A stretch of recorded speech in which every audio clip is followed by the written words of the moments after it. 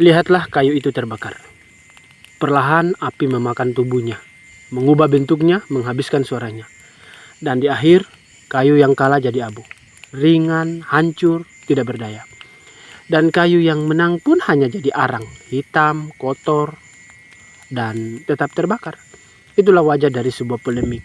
Pertengkaran yang kita pelihara, debat yang kita biarkan membara, dendam yang kita siram tanpa sadar, tak pernah menghasilkan pemenang, hanya menghasilkan dua cerita yang sama-sama terbakar.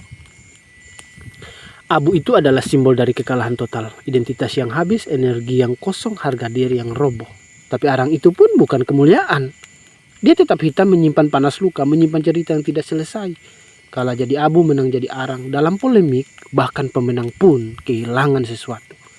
Dan disinilah keteguhan diuji. Bukan keteguhan untuk menang, bukan keteguhan untuk membuktikan siapa yang benar, siapa yang salah.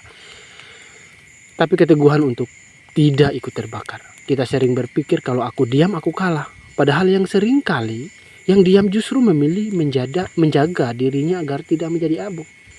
Dan tidak berubah menjadi arang. Dia memilih apa yang lebih sulit, memadamkan api, bukan menyiramnya. Perhatikan lagi kayu itu. Ia tidak terbakar karena ingin berperang. Ia terbakar karena ada api yang dibiarkan menyala. Begitu juga hidup. Polemik tidak dimenangkan oleh yang paling keras suara, tapi oleh yang paling bijak memutuskan kapan berhenti. Karena setiap kata adalah percikan, setiap emosi adalah bensin, setiap ego adalah angin yang memperbesar nyala.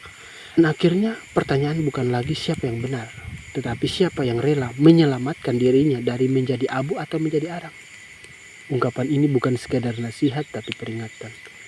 Jika kamu membiarkan dirimu masuk ke dalam konflik yang salah, kamu mungkin menang, tapi kemenanganmu hanya akan menorehkan arang pada hidupmu. Dan jika kamu kalah, kamu pun akan menjadi abu yang diterbangkan angin. Tanpa bentuk, juga tanpa makna.